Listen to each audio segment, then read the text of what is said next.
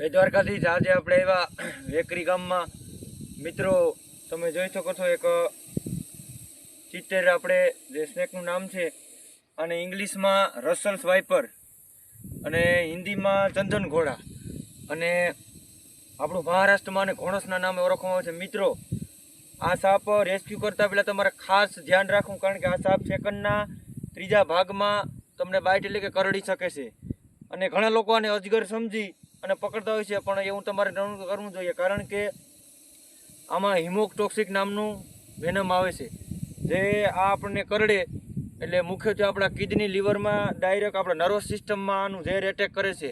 એટલે જ્યાં તમને કરડે ત્યાંથી આપણું માંસ એ સડવા લાગે છે અને તેમાંથી અમુક સમય જતાં ગેંગ્રીન નામનો રોગ થાય છે અને તેમાંથી તમને કેન્સર થવાની પણ શક્યતા રહે છે।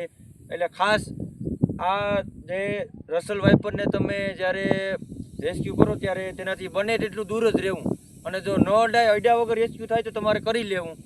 અને લગભગ અત્યારે આનો મેટિંગ દોર એટલે કે પ્રજનનગાળો હાલે એટલે અત્યારે આ ઠંડીની સિઝનમાં જોવા મળશે, કારણ કે એક આ વાઇપર પ્રજાતિનો સાપ છે જે કોબરા, પછી આપણે ધ્રામણું એટલે કે રેડ સ્નેક અને વુલ્ફ સ્નેક જેવા લોકોએ હાઇપરનેશનમાં એટલે કે શિયાળો આવતા એ આ બધા જીવજંતુ જમીન નીચે ઠંડી પ્રસાર કરવો હોઈ જતા હોય છે, પરંતુ જે વાઇપર પ્રજાતિના હોય છે જે રસલ્સ વાઇપર, બોમ્પેટ વાઇપર, એ આ સાપ જાતા નથી અને આ સાપ એ કરડવા માટે ખૂબ જ બદનામ છે મિત્રો, કારણ કે આ સેકન્ડના ત્રીજા ભાગમાં કરડે છે અને વિશ્વમાં બીજા નંબરના જો લાંબા દાંત હોય તો એ આ ચિત્તેર એટલે કે રસલ્સ વાઇપરના આવે છે, કારણ કે જે પહેલા નંબરનો સાપ જે ગબુન વાઇપર જે આપણે ભારતમાં જોવા મળતો નથી અને તેના લાંબા દાંત હોય છે અને આના મુખ્યત્વે બેની દાંતની બે જોડી એટલે 4 દાંત હોય છે।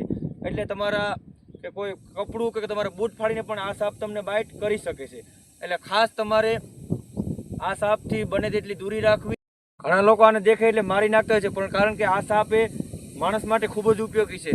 જ્યારે માણસને હાર્ટ એટેકની અસર થાય અને આપણી જે નર્સ બ્લોક થાય છે ત્યારે એને ખોલવામાં આનું ઝેર વપરાય છે અને ફોરેસ્ટના નિયમ પ્રમાણે તમે કોઈ પણ સાપને મારો એટલે તમને કાયદેસર કાનૂની કાર્યવાહી તમારા ઉપર થાય છે। અને 2024ના આપણા રેકોર્ડ પ્રમાણે અત્યારે ઇન્ડિયન ફોરેસ્ટે તમામ જે જીવજંતુને ક્લાસ 1માં દાખલ કરી દીધા, એટલે જો કોઈ પણ સાપને તમે મારો તો તમારા ઉપર કાયદેસર ગુનો નોંધી શકાય છે। અને ખાસ તમારે આને ઓળખાણમાં ભૂલ ન કરવી જોઈએ। અજગર હોય છે તેના શરીરમાં જે આવા રાઉન્ડ હોતા નથી અને જે આપણો જે રસલ્સ વાઇપર છે તેના શરીરમાં જે આ પ્રકારનું મિત્રો જોવા મળે છે અને આ સેકન્ડના ત્રીજા ભાગમાં તમને કરડી શકે છે અને વિશ્વમાં લાંબા બીજા નંબરમાં સાપના ઝેરી દાંત આવે છે। એટલે અને જ્યારે આ સાપ તમને એક વખત તમે આને રેસ્ક્યુ કરો ત્યારે તમને તે ચેતવણી આપે છે, એટલે કે કુકર જેવી સીટી મારે છે જો, અને આ એસ આકાર બનાવી લે ત્યારે તમારે સમજી લો કે આ તમારા ઉપર એટેક કરવાની મુદ્રામાં આવી ગયો અને તમારે ખાસ ધ્યાન રાખવું। જો અત્યારે તે ફૂલ એગ્રેસિવ એટલે કે ગુસ્સામાં છે, એટલે ખાસ તમારે આનું ધ્યાન રાખવું।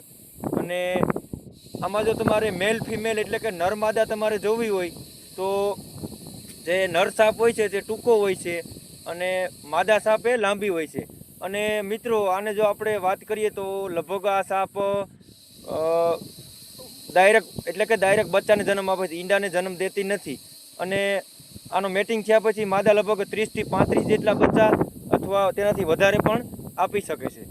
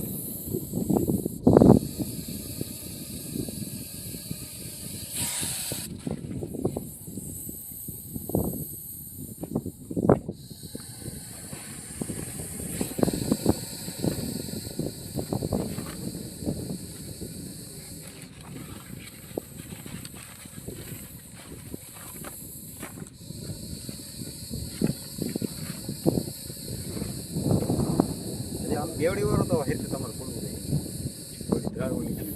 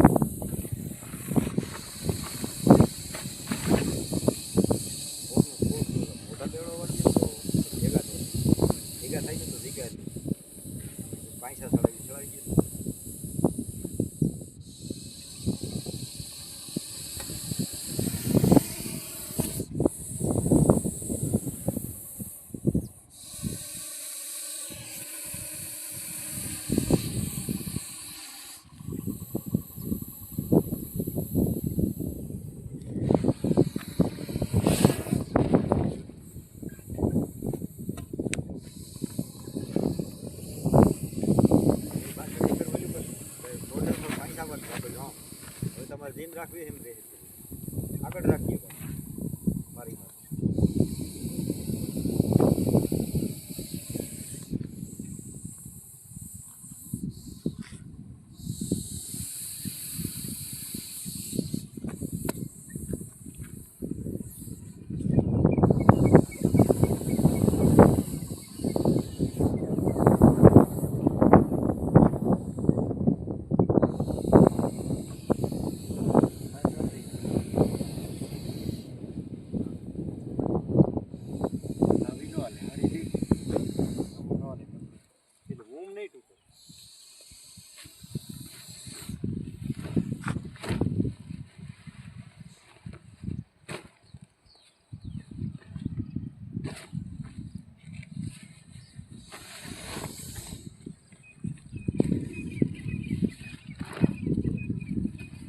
મિત્રો આપણે સહી સલામત રેસ્ક્યુ કરી લીધેલ છે.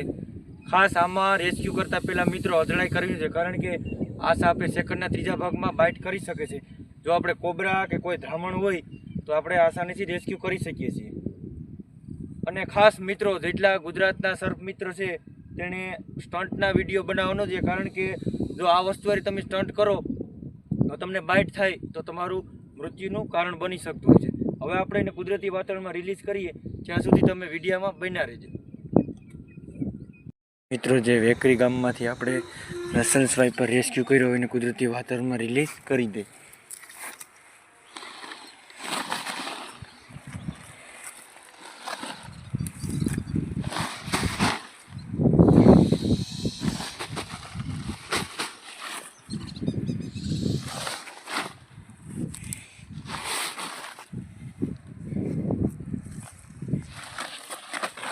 કુદરતી વાતાવરણમાં રિલીઝ કરી દીધું. તમે જોઈ શકો છો ચારે બાજુ જંગલ વિસ્તાર છે.